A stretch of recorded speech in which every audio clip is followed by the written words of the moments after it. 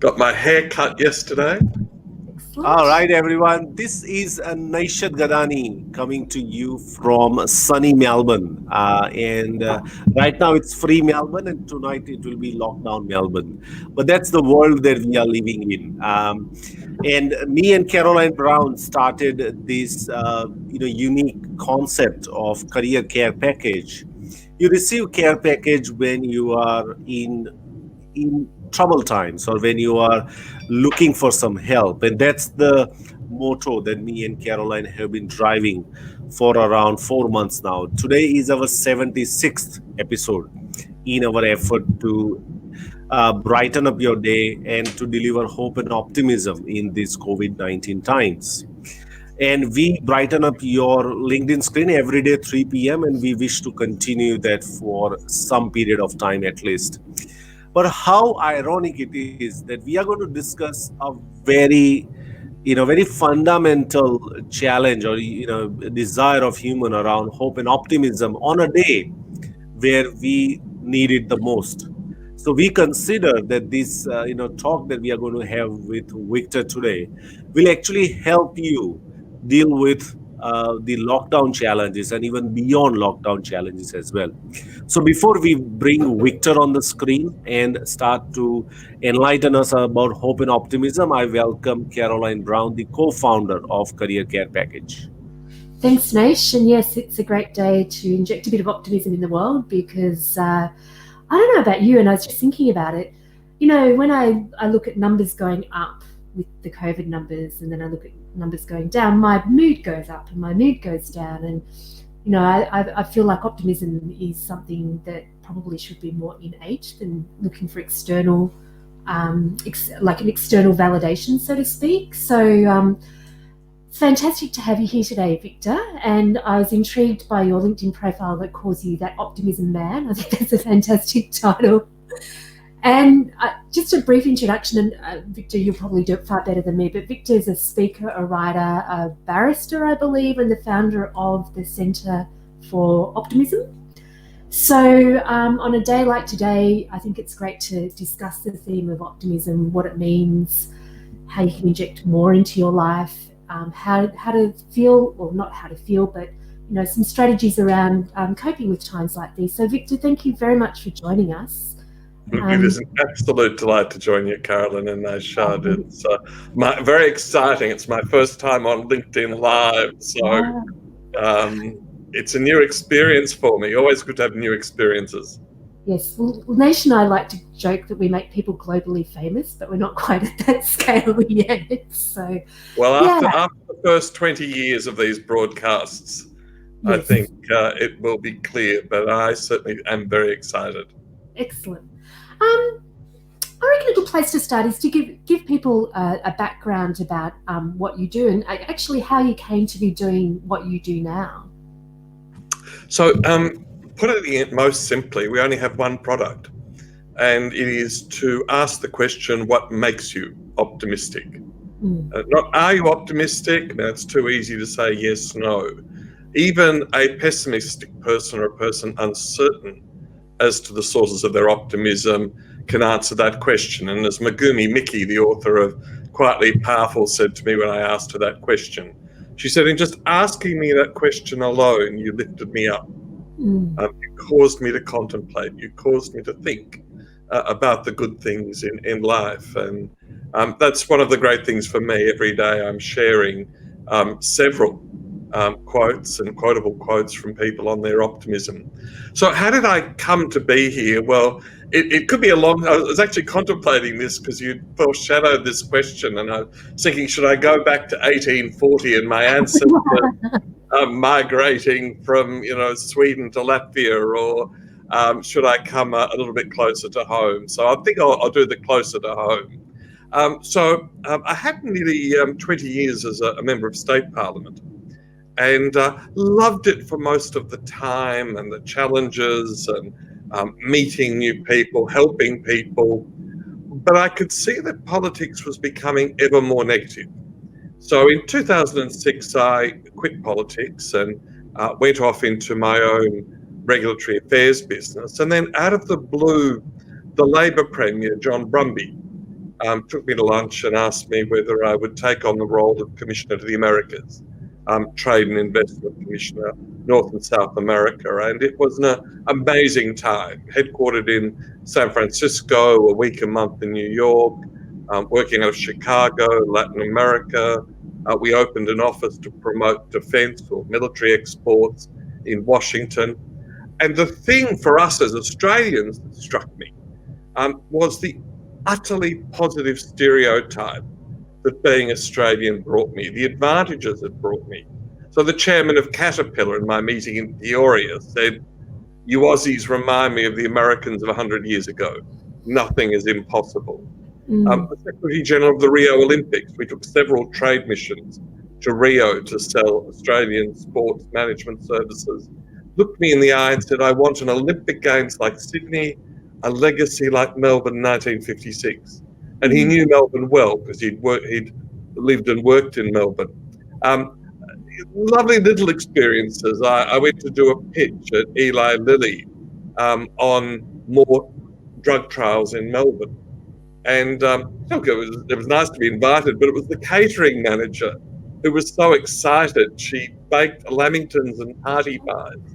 I think the first time that lamingtons had ever been baked in Indianapolis, and served it on the silver service they'd used for the British royal family. But it was the Aussie coming to town. And this was everywhere. You know, you could meet a truck driver on Route 66, and I love that Foster's of yours, to on and on. And then after that, I had an even more remarkable experience. I was a senior advisor to the Australian G20 presidency. And at that super elite level of heads of state, of finance ministers, central bank governors, there was again this astonishing positivity and trust towards Australians. And then 2015, I settled back into Melbourne and I was astonished by the negativity. It was like the only country in the world that didn't get Australian leadership was Australia itself. So rather than complain about the complainers, and there were many complainers, I set up the Australian Leadership Project. And over 2.5 years, we interviewed 2,500 people on the qualities of Australian leadership, the qualities that distinguish Australian leadership from global leadership. And there are 3 such qualities. One is egalitarianism. You know, Australian leaders sit in the front seat of the limousine. You know, we talk to the cleaner with more respect than the chairman. Self-effacing humour. You know, we laugh at ourselves but take our work seriously. And third, no bullshit plain speaking. Now, those are the 3 qualities of Australian leadership: egalitarianism, self-effacing humour, and no bullshit plain speaking. There's millions of people like that. They're running kindergartens, they're running churches, they're running companies, they're running takeaway restaurants. And that's why Australia is number 1 on the United Nations Development Index, number 1 on the OECD Good Life Index, 5 of our cities in the top 15 on the Economist ranking of cities for livability. So I was left even more confused. You're living in the best country on earth. Why are you so unhappy? And then I had the good fortune of being a speaker on the last panel at the Global Integrity Summit of 2017. And we changed, after 3 days of misery, we changed the name of the panel to The Case for Optimism. Love it. And it electrified people. And Helen Clark, who was then the head of the United Nations Development Program, said, "Turn that into a book, Victor, and I will endorse it." And so there were a number of keynote speeches, Madrid, Phoenix, workshops in prisons and universities. And then in August of last year, someone in government said to me, "Why the something? What can the government do that Victor Perton himself can't do globally?" And I thought, you're bloody well right. So we registered the name of the Centre for Optimism. We built a very rudimentary website. And again, it just made sense to people. So Rob Masters agreed to be my chairman. People like John Hagel, James Strock, Sean Callahan all said, "Well, Eloise Grace will join your advisory board." And in January, we decided to go with a membership model. And in 6 months, we've got 2,500 members in 52 countries. We've done research that's been widely reported on the better normal, on a range of other topics. But we come back to what is it that we do? Very simple. One question: what makes you optimistic? And Carolyn and Naishat, what makes each of you optimistic? That's a very good question, and I knew you were going to ask me. So I have made sure that I've written that down, and this is something that you told me that would be your homework. And being a good Indian student, I cannot disobey my teacher or guru.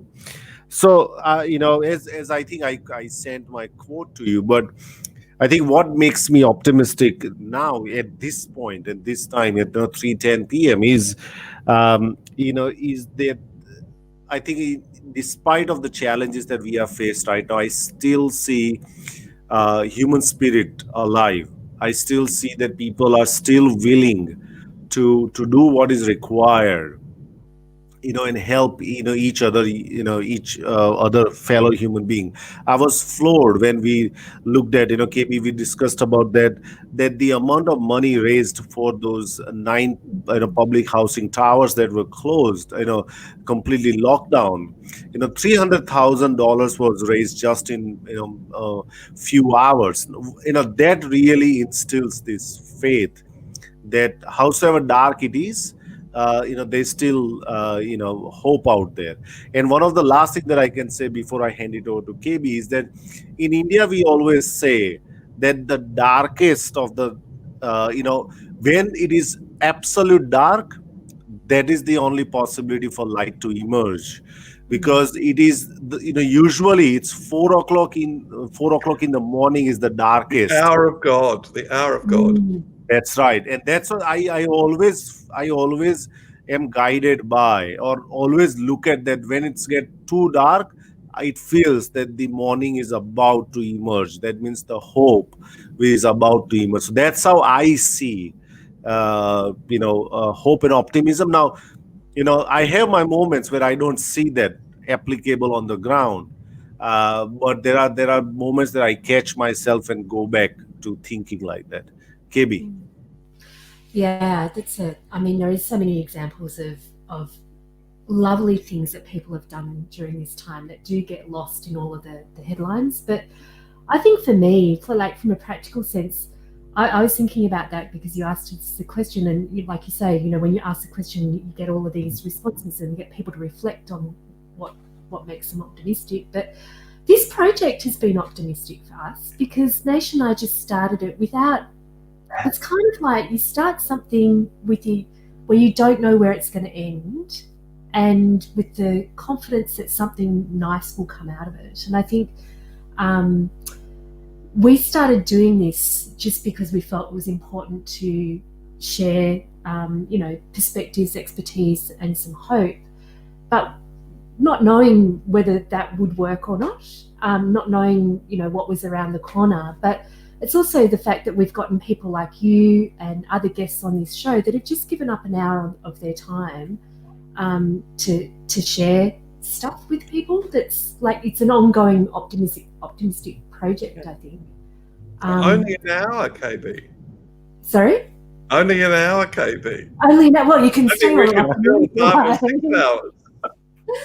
But it's been really lovely, and it's really from the very first time, Nashad was in lockdown in India, couldn't get home, flights were God knows how expensive, getting a family of 2 boys and your wife back home, but still willing to set up a LinkedIn Live, invite guests, bring people together to talk about, to give a sense of, well, how can we get through this? What can we do to make things better? And I think that's, it's been a demonstration of that. So I think from a practical sense, that's what optimism is. It's like when you don't know what's around the corner, what can you do right now? And having some confidence that what you're doing right now will make a difference for the future. And the old expression is, everything will work out in the end, and if it hasn't worked out, it's not the end. Exactly. Yeah. So Naishat, I've spent a bit of time interviewing people in India, through to women digging ditches in rural road projects, and A lot of Indian answers are around faith. So yours is faith in humanity. You get faith in God, and then also family. But I just love it. Every time you sort of ask usually I've got to use an interpreter because in rural areas it's often dialect. But there's always a huge grin, when you ask someone what makes you optimistic. And, you'll get that little hand gesture and the little movement of the head, and, it's God or family, and or, having work, or pointing to the other ladies in saris and, my friends. So I find India and South Asia in general, you actually is much more optimistic than the Western world. Although India would now say it's part of the Western world, so it's probably an old paradigm in my 60-year-old head.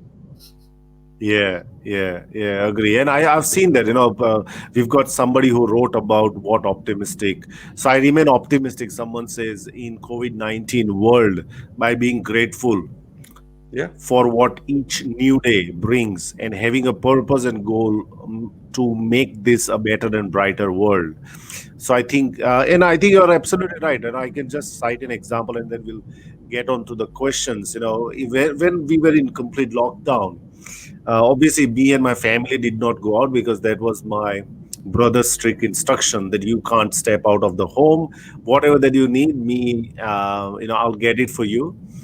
But we had, people who will still come to pick up the rubbish, and people who will still come to clean up clean the streets and everything. And I knew this guy who would, pick up the rubbish, and I knew him since I was in India. And despite of this, he had a smile on his face, and he would talk. We are struggling, but things will be fine. I don't think so. Corona can shackle us or can really dampen our confidence in. And he would just carry along. He's had absolutely no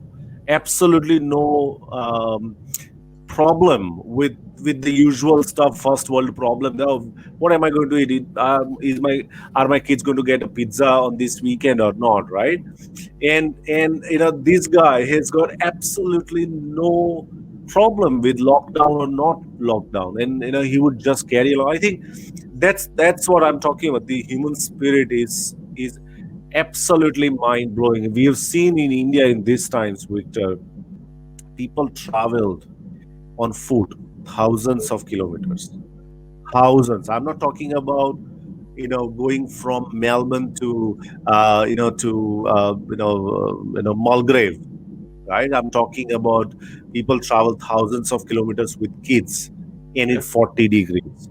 It is an unimaginable. I cannot even fathom the spirit of humankind. For somebody to take that journey, it was absolutely incredible for me to observe that and really consume that, and then see what whether my concerns of going back to Australia are small or they are big, or should I be concerned about it and everything. So I used to kind of focus on that element too. But yeah, so KB, let's dig into questions, because that's why we got you here. We got questions that the brain. Just one thing though, Nasha. One interesting experience from India's lockdown is I had interns from Flame University. Traditionally they go and work in someone's office, but they were told they could seek out anyone globally. So I've had a wonderful experience with Indian student interns working in India. Right. Excellent. That's really good.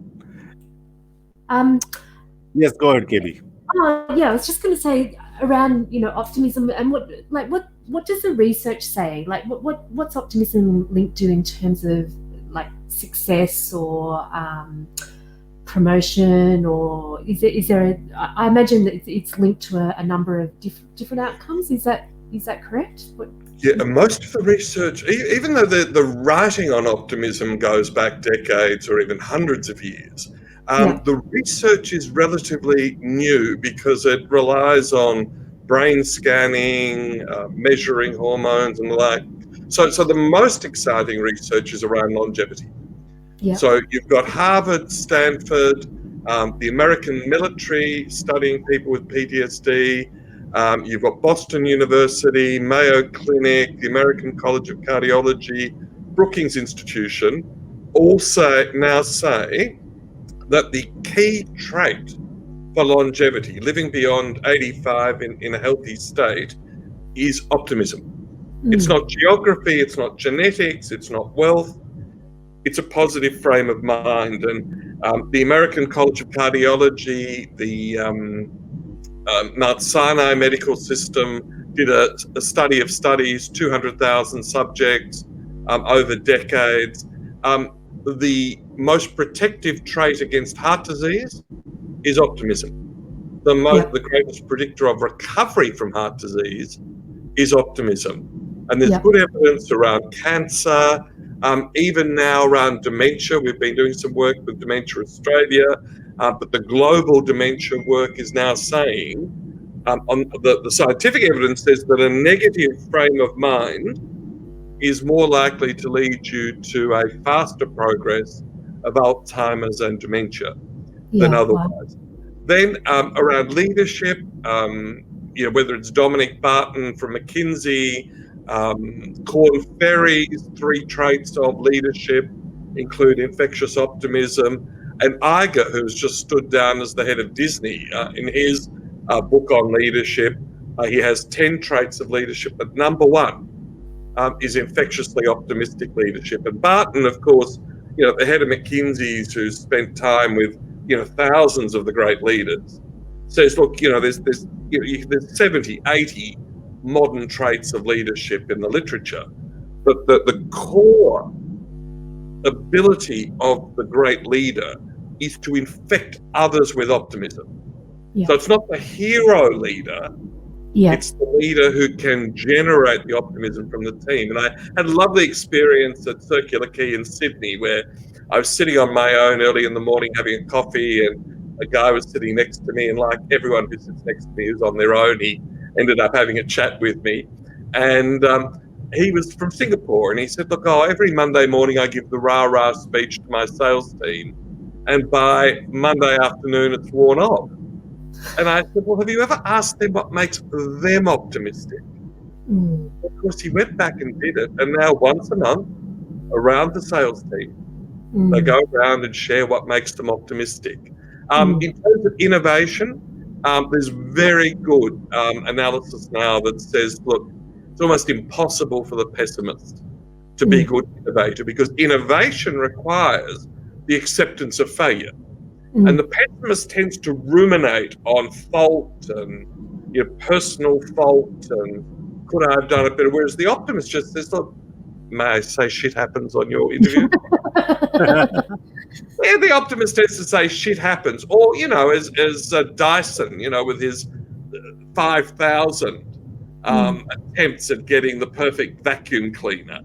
Edison, reflects much the same. Einstein, the same. You've got to be prepared to give it a go. So there's some really good literature out of the human resources sector on that.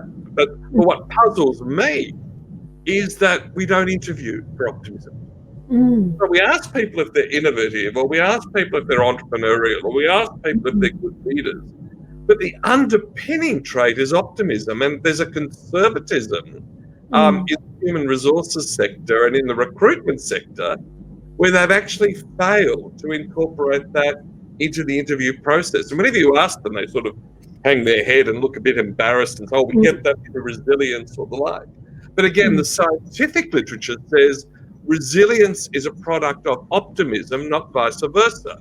And James Jones, who headed up the Young and Well CRC, so 5 years of fantastic research on what makes young people well.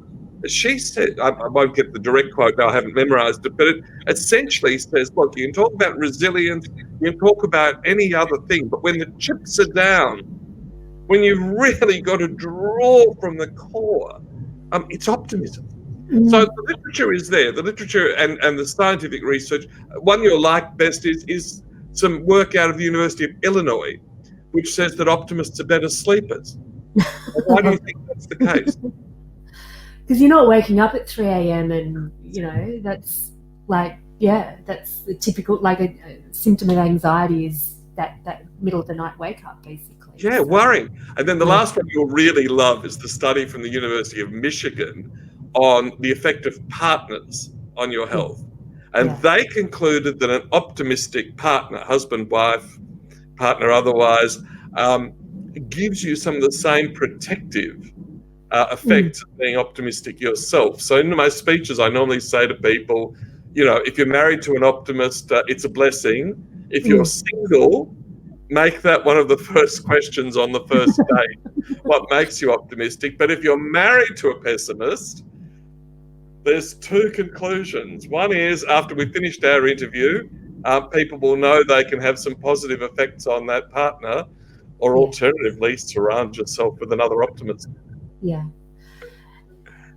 Can you practice and increase your I guess, like, there's multiple definitions of optimism, but can you increase your optimism in whatever that means to you? Is there some daily habits or daily practices that science or research has shown to be effective? Yeah, and in fact, working with some people at the moment, where we're actually going to do an online course for people on the habits of optimism. So optimism is actually quite simple. See, people, the critics of optimism, because there's a whole business around being pessimistic. I'm from one of the big four, and your leadership is hopeless and your management is hopeless.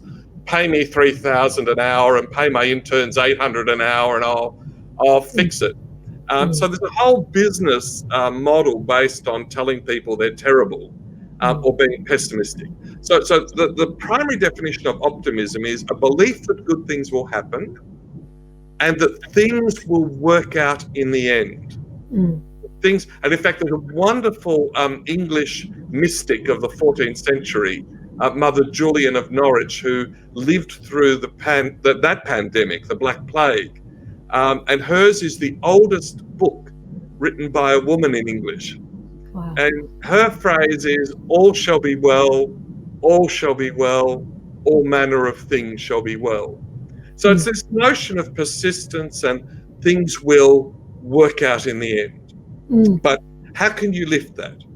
So number one habit that I have is smile like an optimist.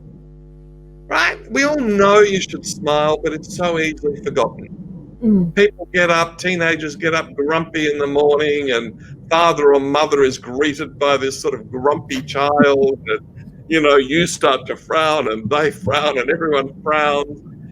So the discipline of first thing in the morning, even if the other people in the household are grumpy, to smile and say good morning, and something evocative. And a really good trick is smiling at strangers. I do it walking through the suburbs. I do it walking in the country. I do it walking down the main street of Melbourne. Because some people think he's a bit weird. But if you smile at people, they will smile back at you. Yeah. So the number one habit of the optimist is number one, smiling. Number two habit is this one where I say, ask yourself once a month, once every 6 months, what makes you optimistic? And ask others. And I think you'll find that. Thirdly is we did some wonderful work in prison around changing greetings. So in Australia and in places like France and the like, if you say, how are you? People will say, not bad or not too bad. What does that mean? It's a wasted question, a wasted answer. So I've coached people on, and all of your listeners, and you too could try it for a day or a week. Instead of saying, hello, how are you? And people just sort of ignore it and give you that. Say, what's the best thing happening for you? Hello.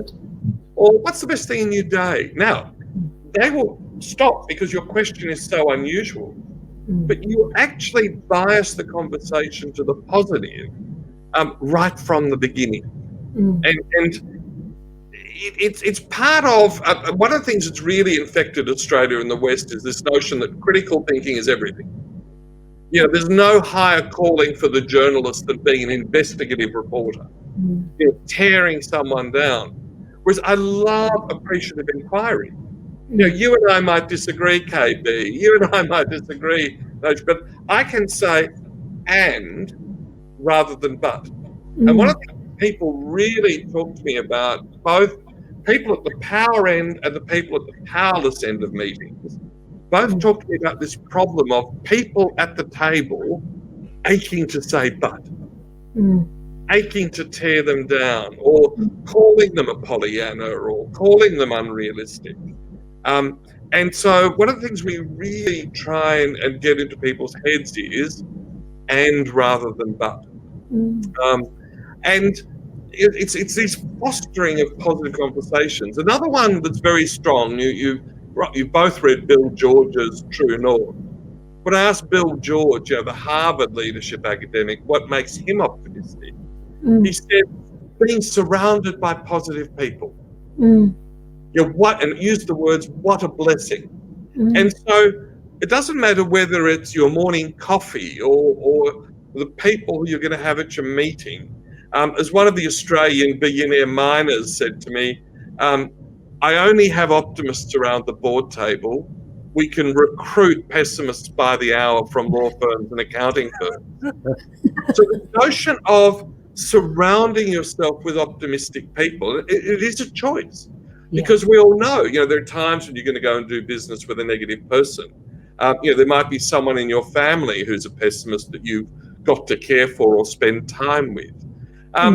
Then learning like an optimist, always being curious, just asking good questions, reading widely. And then a critical one nowadays, and you talked about that right in your introduction, KB, is the problem of the modern news. So Steven Pinker, who's the lead teacher in psychology at Harvard, talks about the change in the news. So I'm 60. In the 70s, when I was youthful, the news was 50-50 good, bad. Channel 7 had 2 TV crews. There wasn't enough bad news for them to cover. And so you would get press releases being covered, good news being covered, new research. But now they've got this instant access to every bit of negativity. So someone gets shot in a Walmart in Louisiana, down the bottom, of the ABC News is shooting in Walmart in Louisiana. And yet there are 100 good news stories. So, so put yourself on a news diet. And I say to business people like yourselves, don't listen to the news till you're heading to work. Right? There's lots of other things you can read and think about, but don't have your alarm set with the morning news. And there's a preacher in America who I published his sermon recently who said he listens 15 minutes in the morning, 15 minutes in the evening. He can sound informed and intelligent about what's happening in the world on half an hour.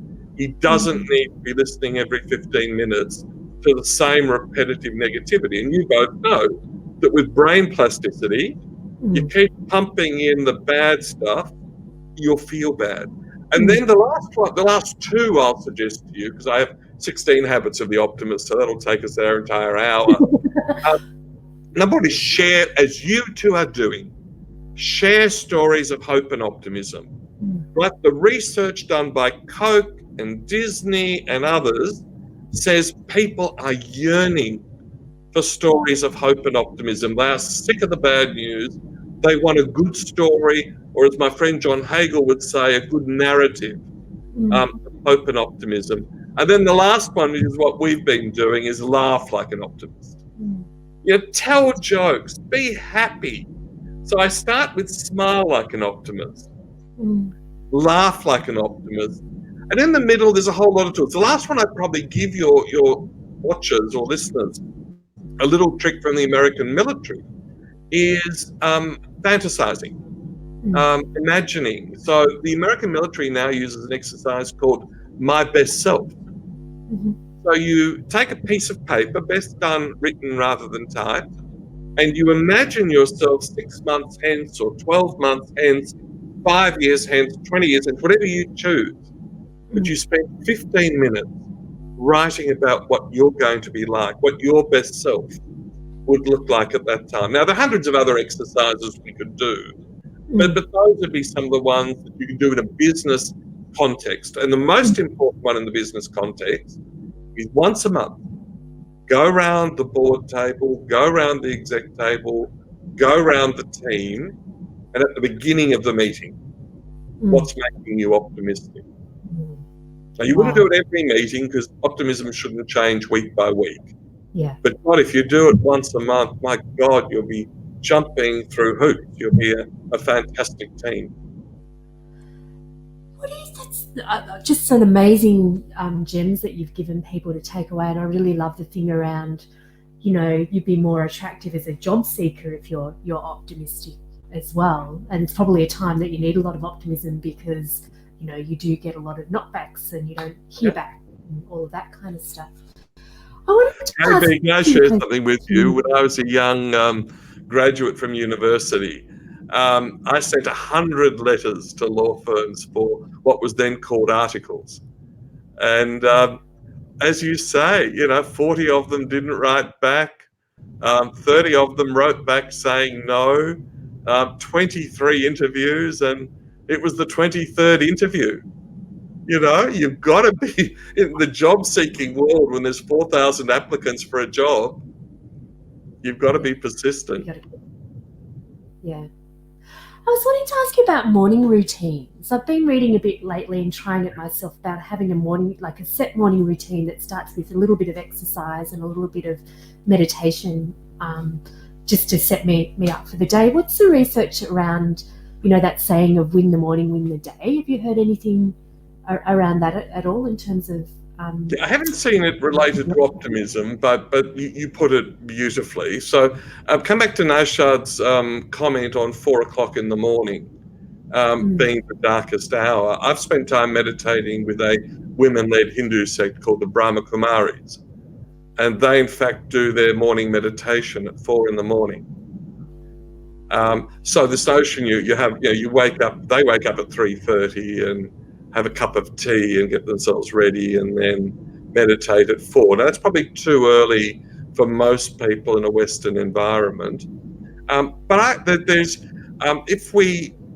Seligman is one of the gurus of positive psychology, and he was the one that talked about the blessings, the gratitude exercise, which just before you go to sleep, you write down the 3 best things in your day.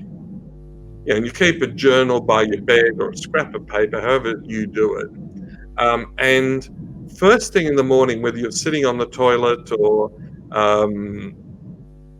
sitting on the side of your bed, the first thing you should read in the morning are those 3 things you recorded last night. This constantly reinforcing positivity. So I quite like that as an exercise, as the first thing you do, the first thing you read. It's that. And then it's a matter of choice. I tend to wake up, because of my work, I suppose, in part. I have a cup of coffee at about 5 and spend an hour reading clippings that are coming into me on optimism. I spend my first hour. Now, I wouldn't advise that to everyone unless you're a professional optimist. We need more of those. Exactly. So, that sort of, whether it's yoga, walking in the morning in the sunrise. One of the tweets, if I tweet out a picture of the first light of the morning, the response from people is just staggering. People love it. So for me, it's that mixture. I have a coffee first up. I read Optimism for an hour. I then do my yoga. Depending on the time of year, I love to get out for the first light. And if the picture is evocative, you get that sort of beautiful orange or yellow or pink and purple, taking a photo and sharing that. So and Deepak Chopra is very strong on this notion of surrounding yourself with beauty. And even if you live in the suburbs as I do, I've got the Port Phillip Bay a block away, but the morning sun on the clouds is a thing of such astonishing beauty that you can record it almost every day and surprise people with its beauty. So I think that morning routine, for me it's coffee, for you it might be tea, a bit of meditation, I prefer a silent meditation. I just love to concentrate on my own breath, but I think it's one of those differences between the sexes, really. A lot of women prefer the spoken, guided optimism, meditation. And we've recorded a number of meditations. We've got Brahma Kumari meditations, we've got Anglican meditations. We are strong believers, KB, in meditation and prayer. That can be a really good morning ritual or evening ritual. But the thing I'd really say to you is no news until you're in the car on the way to work. Yeah, I think that's good advice for everyone. I'm just going to check the questions. Nesh, do you have any other questions? No, I think my, as you were saying about, one of the things that I think in 2016-17 when I lost a job, where I found my hope or optimism and how I felt great about things was cooking. Oh, it's a very surprising. My mom, when I told my mom that I can cook this Indian dish, she would say, "Hang on, you could not even make proper tea when you were in India. Now you're cooking this, right?" And then when I was in lockdown in India, I actually had to cook there and show to my mom that, look, I really do it. I found for some reason when I'm cooking, I suddenly find that energy. I suddenly feel great about things. Although I did not know, but I would watch a YouTube video 15, 30, 50 times and get that recipe right, and I really enjoyed that whole process. And those 2 hours, I would say to my wife that, look, don't come in the kitchen because you will freak out, the mess that you will see. So don't come in the kitchen. But I found that really joyous experience, and I found that more therapeutic, that I was able to deal with my sense of loss of the job that I suddenly had, and the responsibility that I had to provide to the family and everything. But I found that 1 hour or 2 hour that I cooked, I found real hope and optimism in that moment.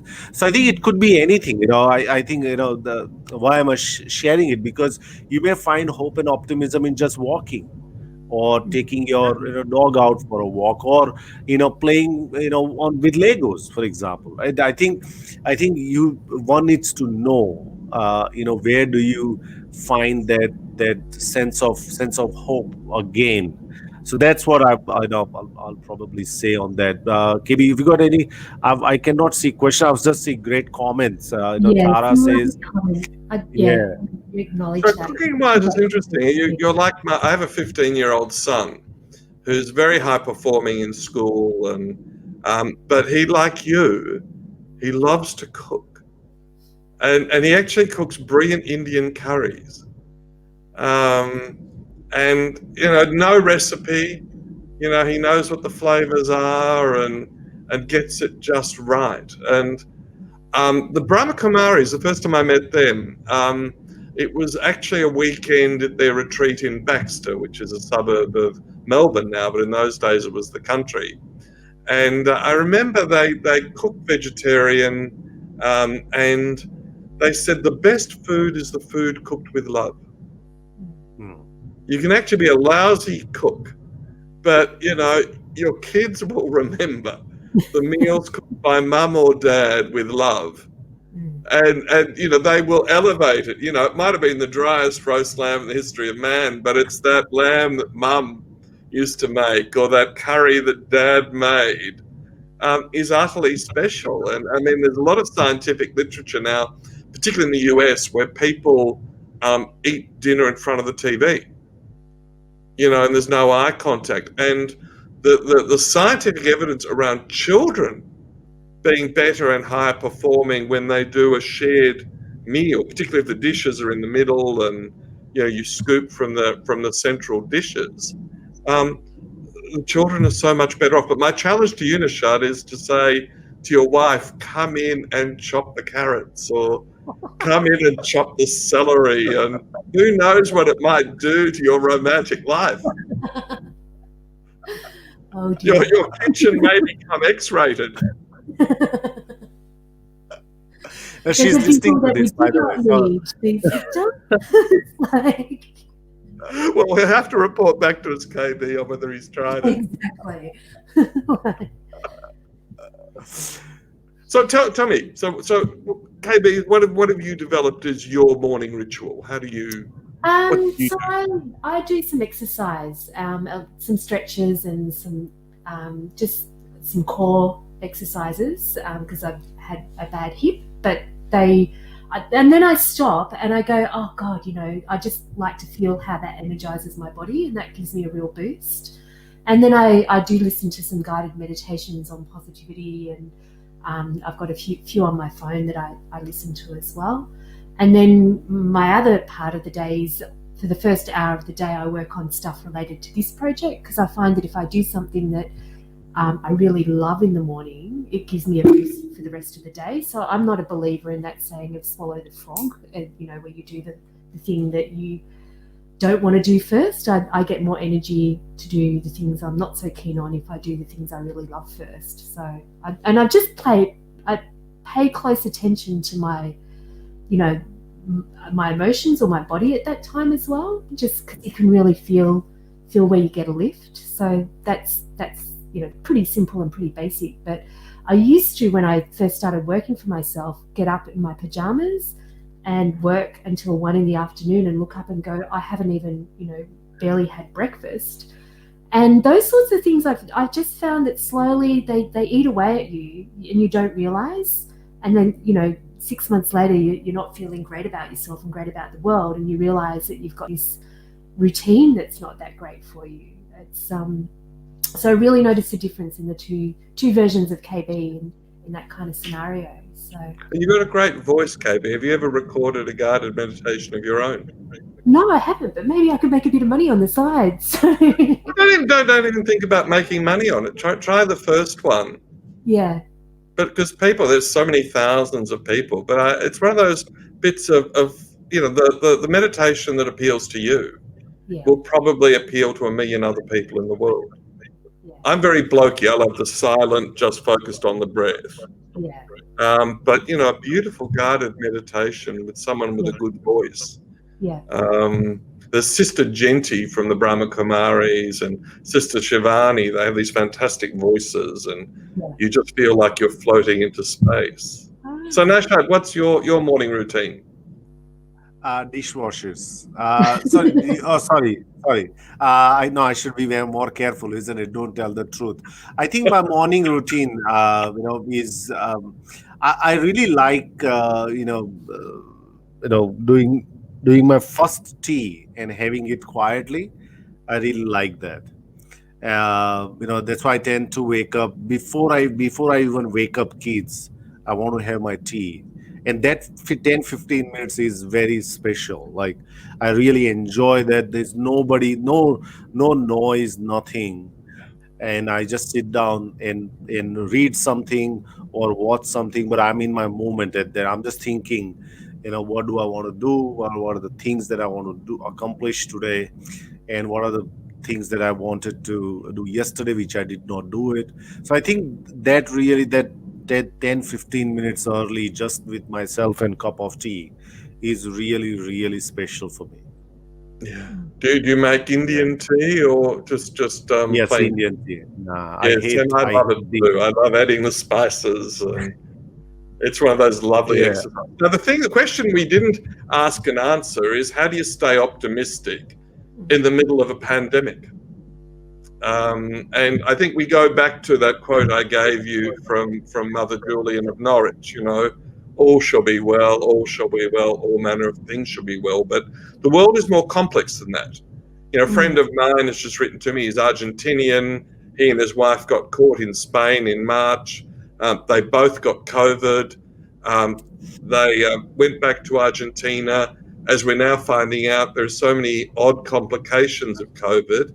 In his late 40s, his hip had gone to pieces under the COVID virus and had to have a hip transplant whilst he was in quarantine going back to Argentina. So we know that there are, people who are in grief because their relatives have died, or, in Australia we've been, quite insulated against it. So few people have had COVID and so few people have died. But in many places, people have. So one of the things is it's a Pollyannaism or stupid positive thinking to say that there's a silver lining in every dark cloud.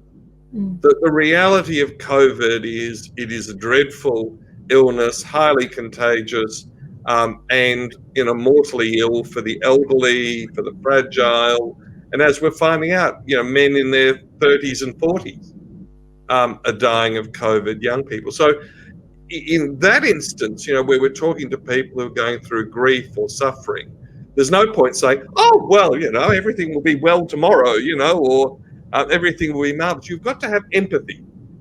You've got to understand people's emotions and empathize with those emotions. But then the rest of the time, you've got to think, as someone said to me the other day, a disease that impacts on 7 billion people causes a lot of people to think about it.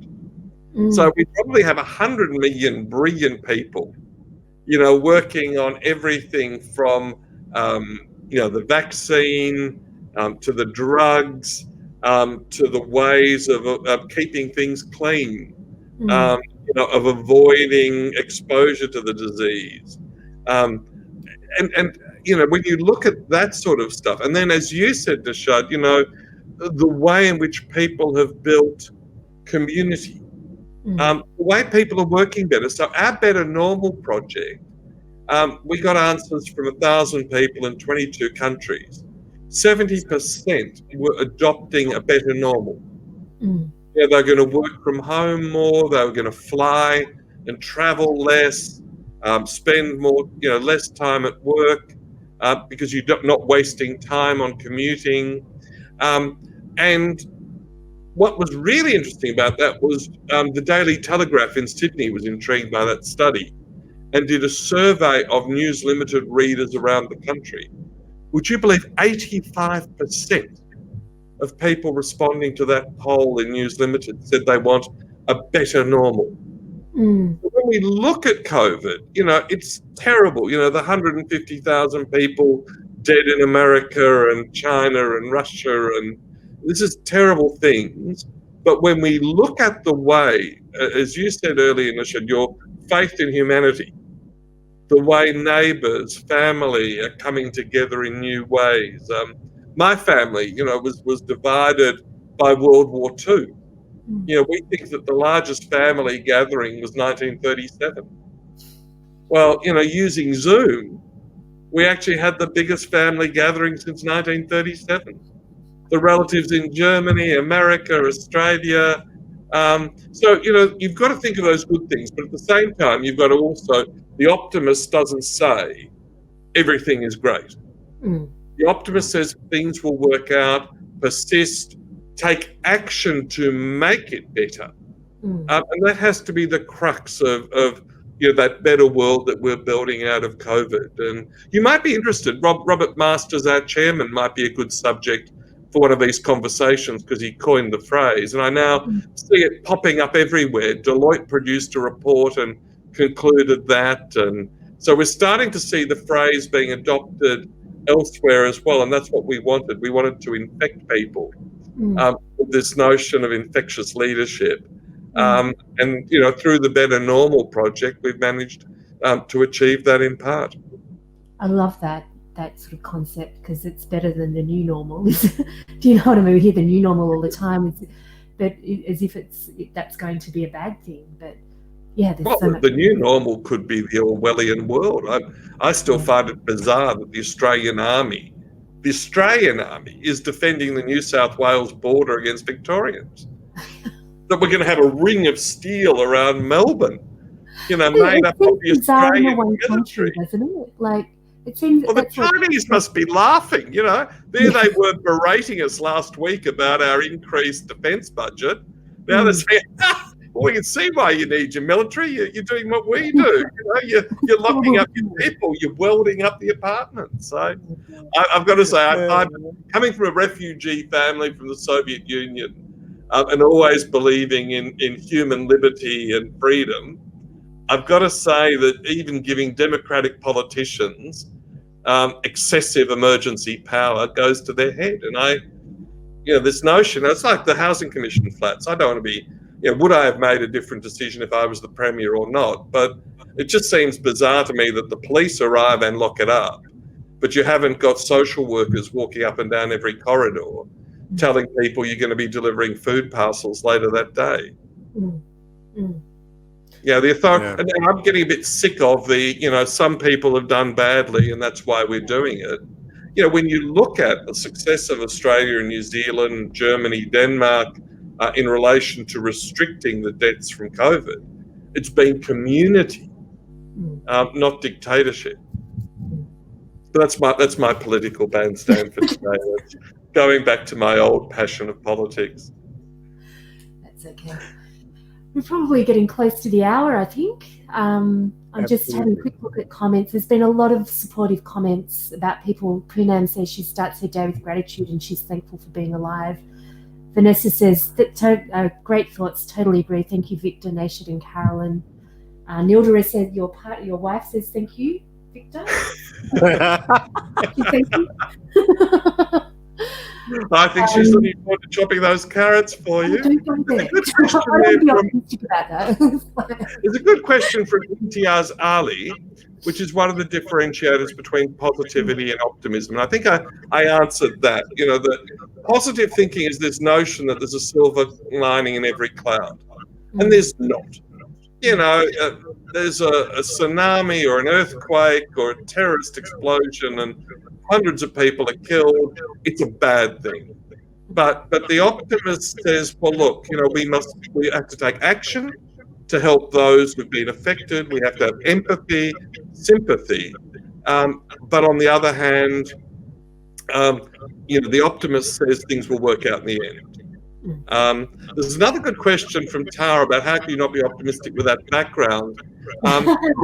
My parents were refugees from the Soviet Union, and my grandfather was executed by the NKVD. My grandmother sent to the Gulag, and so Tara, in fact, it's a good point, because when I think back to the incredible suffering of my family just a generation ago, and particularly the generation before that, then the trials and tribulations you have in Australia are pretty minor compared to that. And I had a journalist the other day say, this shutdown, it must be the worst thing to ever happen to Australia.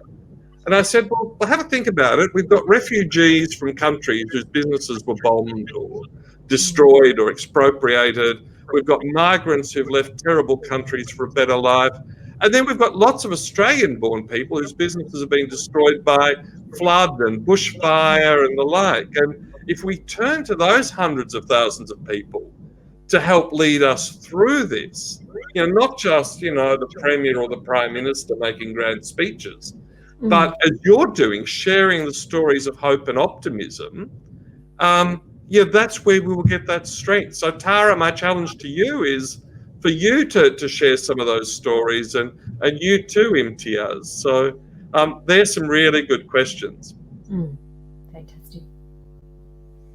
Excellent. Look, Victor, I can tell you that I reached out to you because the moment I saw the Optimism Man in one of our connections, I said I need to connect with Victor, and I thought Victor, I don't know whether Victor would agree to come on our LinkedIn Live or not, but I'm so grateful that I sent it to you, and you have been absolutely sensational. This is one of our most inspiring, but also very thoughtful discussion in our LinkedIn Live, that 76 episodes that we have done. Victor, you've been absolute delight to have a conversation. We would definitely want you to come back again. And also, if you know somebody else that can help us, bring the stories of hope and optimism to our audience, please let us know. We would definitely like to reach out to them, because this is what we can do in these troubled times. Thank you again, Victor. I will give you a list of roughly 100 with delight. So we'll keep you going on this for the next year or two. But what I'd love to challenge to you two is maybe one day, let's try and do this with 20 people. So I think your technology lets you do 20? We can do 10. On this one, 10. We can do 10. 10 people, yes. Why don't we go back and get 10 of your previous speakers and let's ask them that one question: what makes them optimistic? Followed by the second question: tell us a story of hope and optimism you've had. Love it.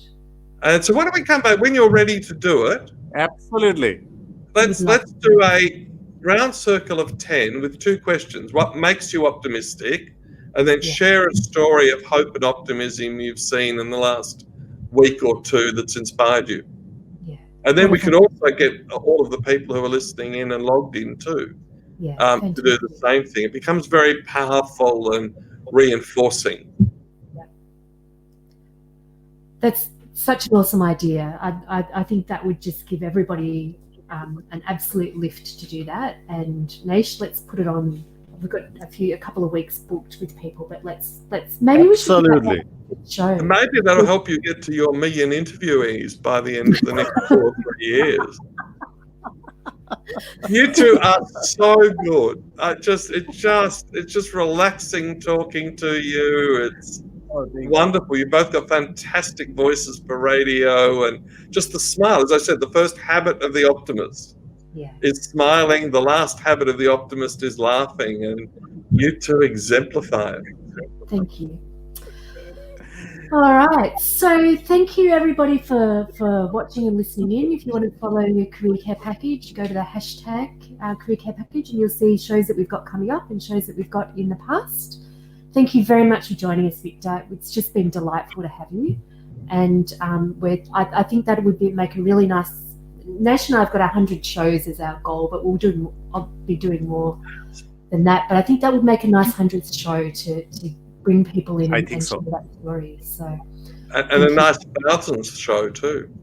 And a nice 1000th show. Definitely. What are you making us do? No. It's a wonderful ritual. I can't think of any nicer ritual than what you do. Yeah. Agree.